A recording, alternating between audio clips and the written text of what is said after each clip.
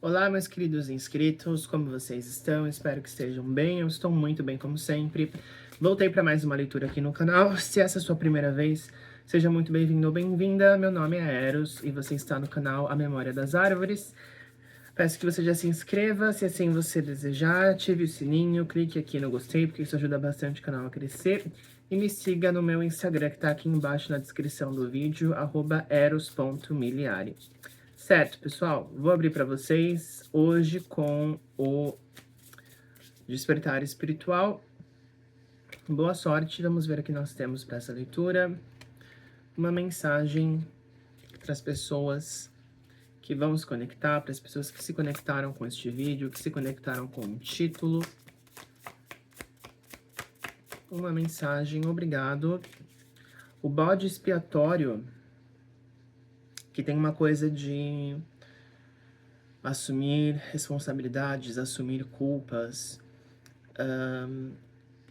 às vezes até por coisas que você não fez, às vezes por erros de terceiros, que tem algo aqui de alguém assumindo responsabilidade, assumindo culpa, sendo responsabilizado por algo. No fundo do deck nós temos a crítica interior. Então tem uma coisa aqui de culpa, mas é uma culpa do eu contra eu, é um autocastigo, como se eu me autocastigasse por alguma coisa que de repente eu não fiz. Ou talvez eu até tenha feito, mas que existe uma justificativa para isso, né? Às vezes a gente age por impulso, às vezes a gente faz coisas que olhando, quem olha de fora talvez não compreenda, mas existe um contexto ali dentro de um todo, né? Existem circunstâncias, existem coisas, é aquele ditado, né? A ocasião faz o ladrão. Então tem algo aqui de uma autocrítica, como se você se autocastigasse. Eu não sinto que talvez esse autocastigo, essa autocrítica, seja algo justo com você mesmo. Tem uma coisa de puxar muito a culpa pra mim, puxar muito o negócio pro meu lado. Que mais? Então é como se você estivesse se autocriticando, você estivesse se autocastigando. É um castigo que eu aplico em mim mesmo. Que mais?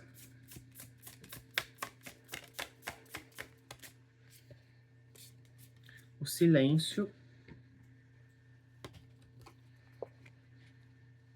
Mais uma. De novo, caiu. Pra onde foi? Aqui. A autocrítica. A crítica interior, no caso. Saiu outra vez. Tem um processo aqui de estar sofrendo em silêncio. Sinto que eu tô conversando com pessoas, aqui nessa leitura, é um grupo de pessoas que sofrem em silêncio, que não tem vontade, ou que talvez não tenha necessidade de compartilhar o que você está passando, compartilhar o seu processo, compartilhar a sua dor com os demais. No fundo do deck a gente tem a dualidade. Mas será que é bom? Será que isso é o mais sábio a ser feito? Dentes de ouro, ladrão de energias, o sol, o apoio. Eu sinto que para algumas pessoas já passou da hora de pedir ajuda dentro dessa situação. E é difícil a gente pedir ajuda, né? Porque isso também mexe muito com orgulho. As pessoas têm orgulho, né? Todos nós temos orgulho, uns mais, outros menos. Mas sinto que aqui é uma situação onde ou você pede ajuda, ou você vai cada vez mais se afundar nesse buraco.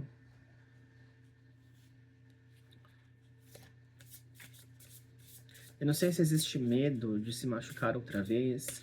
Eu não sei se existe uma desconfiança por já ter pedido ajuda e não ter recebido.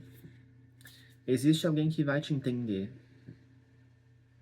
Tem uma música que fala sobre isso, o nome da cantora é Milk. Depois vocês pesquisem, M-I-L-C-K, Milk, como se fosse leite, mas com um C antes do K. O nome da música é Quiet, quieto, em inglês. E no refrão ela fala, eu não posso ficar quieta. Tem alguém que vai me entender.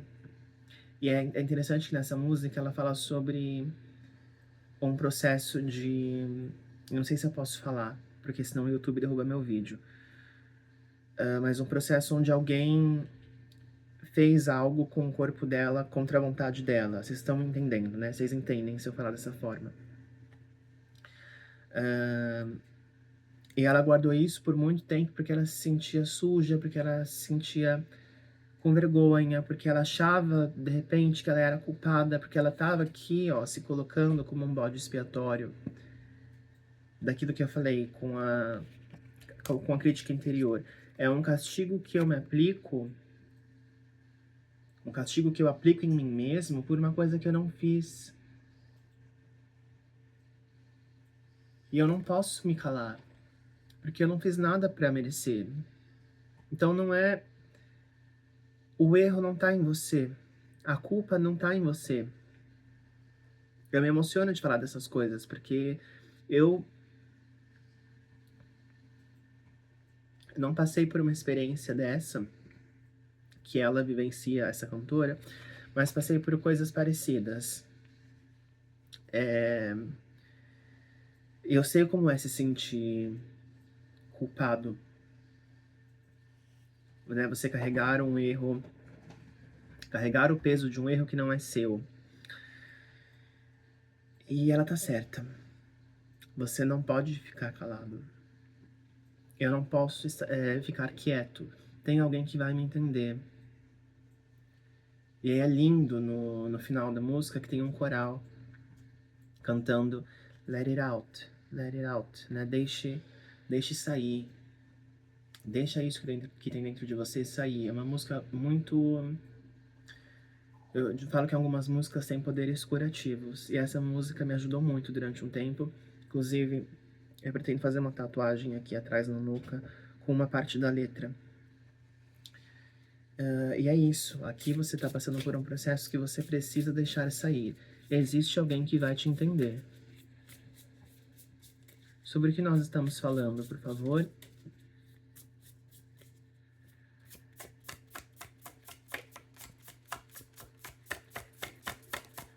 Que pesada essa leitura. Sobre o que estamos falando? Obrigado. A força, poder interior, coragem. Fundo do deck, a raiva. E existem situações onde a gente vai precisar destruir para reconstruir.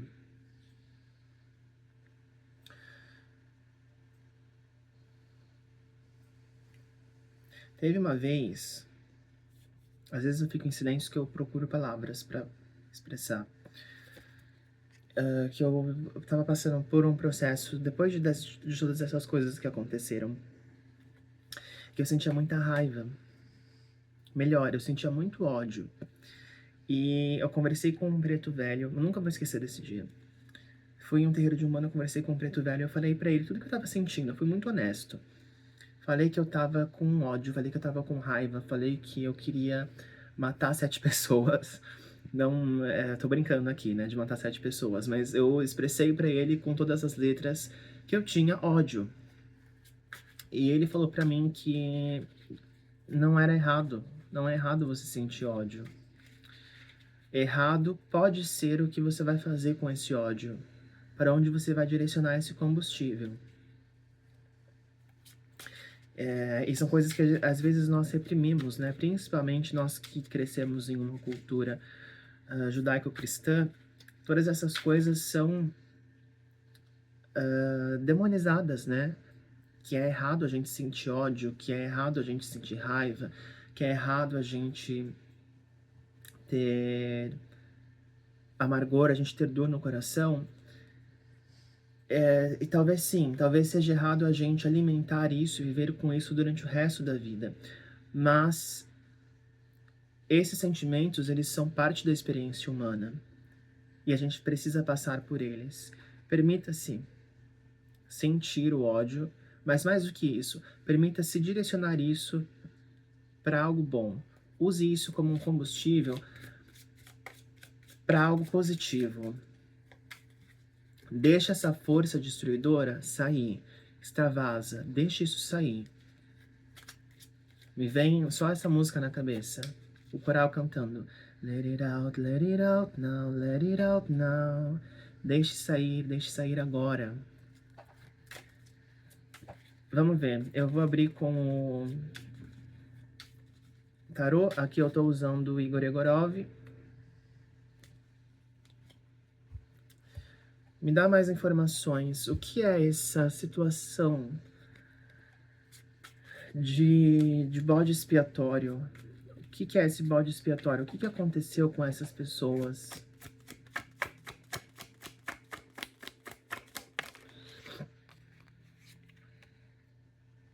A morte. Que mais?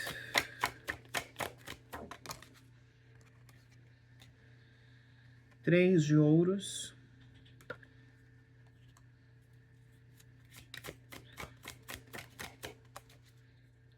Sete de paus. Eu acho que isso é uma coisa que para a maioria já vem de um tempo para cá. Pode ser um fato que aconteceu na adolescência, por volta dos 13 anos. 13, 14 anos. E é como se isso, de alguma forma, tivesse quebrado a forma como você se enxerga relações. É como se você não conseguisse construir relações. Ou as relações que você constrói, elas são sempre faltando pedaços. Eu não consigo descrever direito. Mas é como se toda vez que você tentasse construir alguma coisa, quando tá chegando assim no meio da construção, tudo desaba. É tudo muito instável, é tudo muito escorregadio. Para a maioria, como eu falei, ali por volta dos 13 anos. Para outros, se for algo mais recente, isso veio ali desde o último... entre setembro a novembro. Entre outubro a novembro do ano passado. Então já tem aí mais ou menos um ano, né? Esse vídeo tá saindo agora em setembro de 2025, eu não sei quando você está assistindo. Mas tem aqui os meses de outubro, novembro, dezembro também, mas ali mais pro comecinho, pra primeira quinzena. É como se isso... alguém tivesse te pego de surpresa. O fundo do deck tem um 8 de ouros. Foi uma situação onde parecia que tava tudo indo bem. Tava tudo caminhando, tava tudo correndo como tinha que correr, as coisas estavam acontecendo corretamente. E aí veio essa situação, essa pessoa aqui, e quebrou... sabe quando alguém quebra suas pernas? No sentido figurado não, no sentido abstrato da palavra. De você receber um golpe e você falava, nossa, não esperava isso. Todo mundo apedrejou, todo mundo falou mal, menos eu acreditei. Por que que foi comigo? Quando ninguém acreditou, eu acreditei e eu paguei o preço por ter acreditado. E é como se agora, como eu falei, toda vez que você tenta construir algo, esse algo desaba no meio do caminho. Mas cabe o questionamento, ele desaba ou você destrói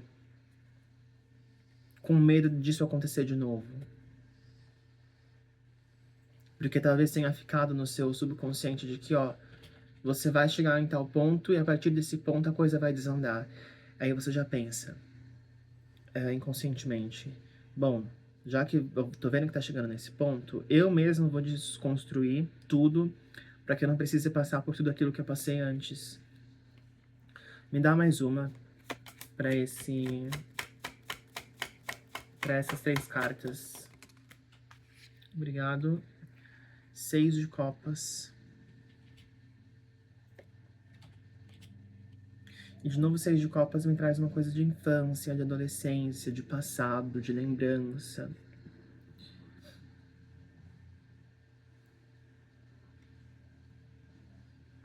É algo que se estabeleceu para a maioria de vocês ali na infância, na pré-adolescência. Um do deck tem o diabo. E ou você entende que você precisa consertar isso, ou você vai passar o resto da sua vida tentando construir coisas que nunca vão ser terminadas. Principalmente no que diz respeito a relações. Eu sinto que isso é algo que mexeu muito com a forma que você constrói relações. Vamos ver. Como que eles podem resolver essa situação? O que eles podem fazer para resolver essa situação? Ou para dar o primeiro passo? Que resolver, eu acho que isso demora um tempo. Primeiro passo para eles. Obrigado.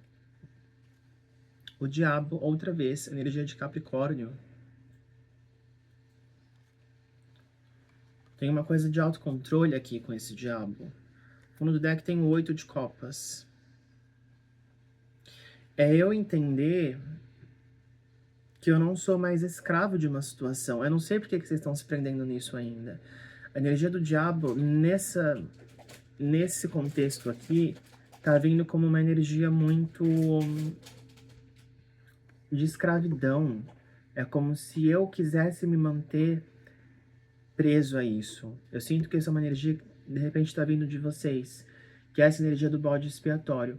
É como se toda vez que a minha cicatriz estivesse cicatrizando, aliás, a minha ferida estivesse cicatrizando, estivesse virando uma cicatriz, eu vou lá e meto o dedo de novo para que a ferida abra outra vez.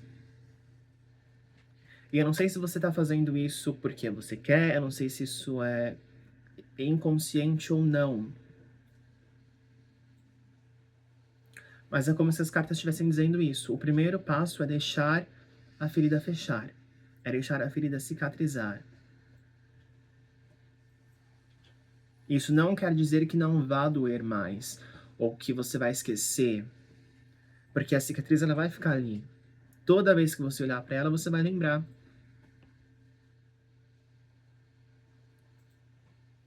Mas aí ela vai ser necessária, ela vai servir para que você olhe para ela e você diga: nossa, já estive nesse lugar. Hoje não estou mais.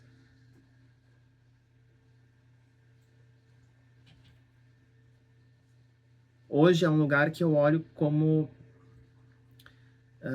um lugar que eu estive.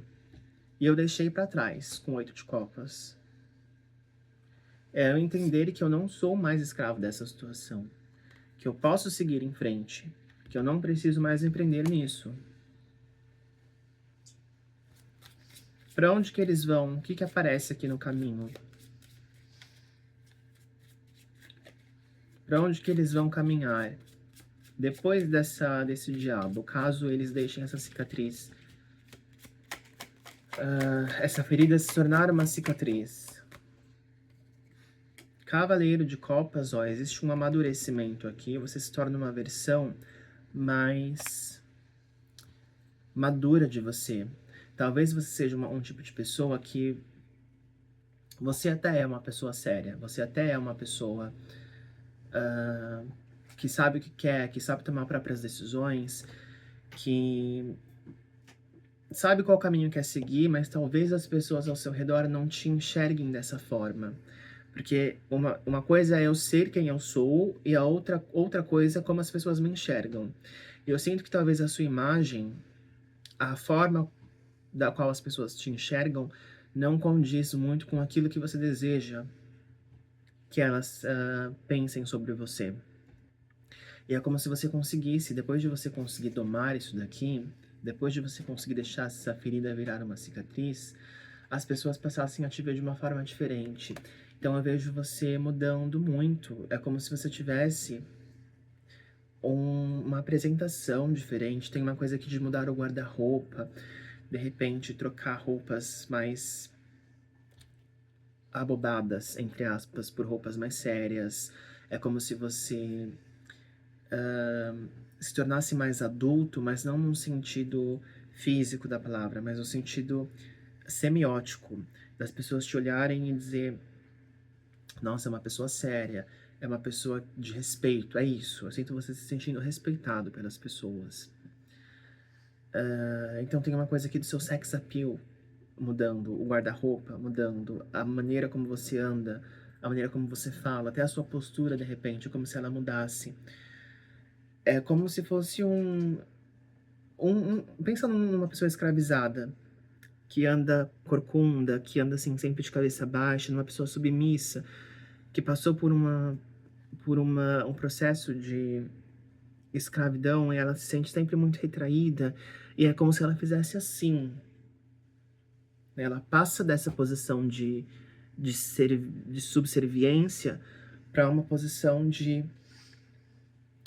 liderança, de olhem para mim, eu sou dono de mim mesmo, eu falo, eu ando, eu olho de cabeça erguida, eu falo frente a frente, tete a tete, eu não abaixo mais a minha cabeça. E por isso eu sou respeitado. Porque eu me comporto como uma pessoa respeitada. O que mais?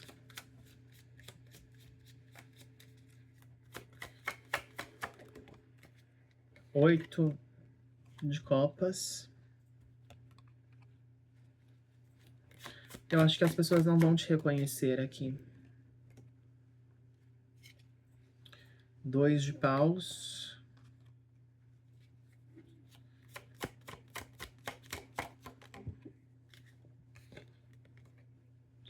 9 de copas. Tem algo acontecendo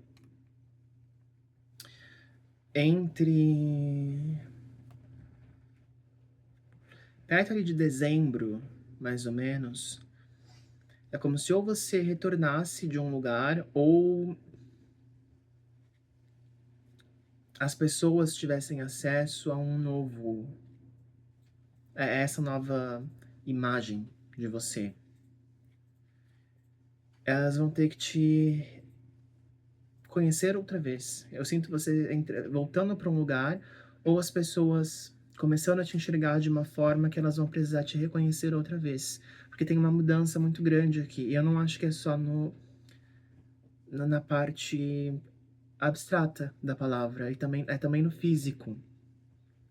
Como eu falei antes, é como se o seu sex appeal mudasse, o seu guarda-roupa mudasse, o cabelo, a maquiagem, o perfume, tem alguma coisa muito nova. E você não consegue acessar ainda essa versão de você porque você está preso nisso daqui.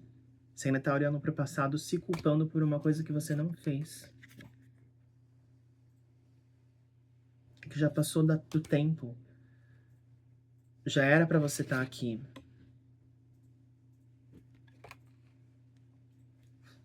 No fundo do deck tem o Eremita.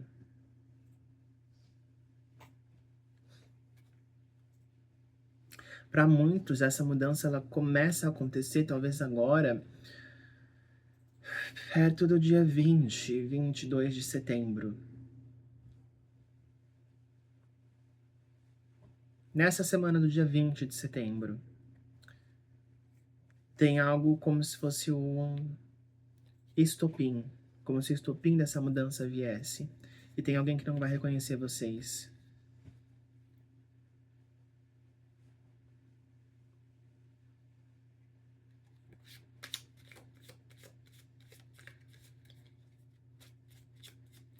Qual que é o desfecho dessa situação?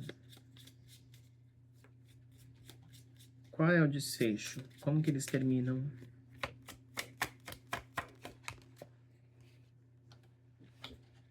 Cinco de copas.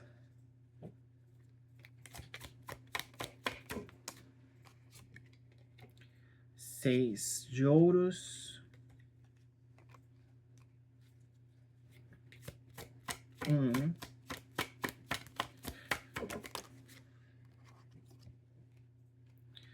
E o 2 de espadas. Tem uma sensação de culpa no final disso. Fundo do deck tem um as de espadas.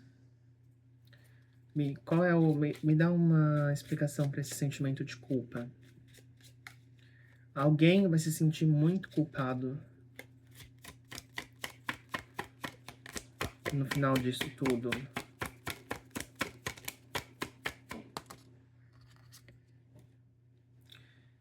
E o mundo, ó.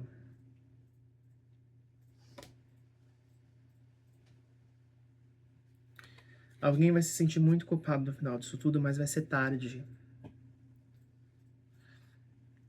Eu sinto como se a pessoa, ou as pessoas causadoras dessa situação, ó, no fundo do deck tem um 5 de copas. É como se alguém viesse tentar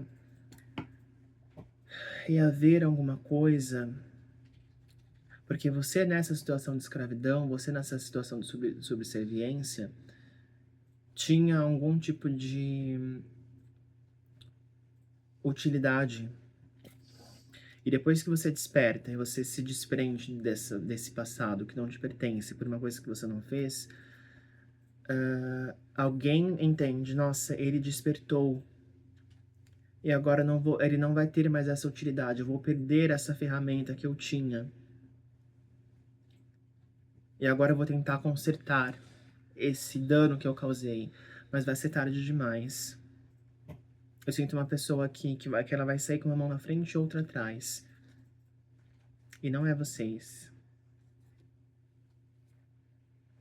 Eu acho que era isso que eu tinha pra vocês. A gente se vê semana que vem. Beijos e até a próxima.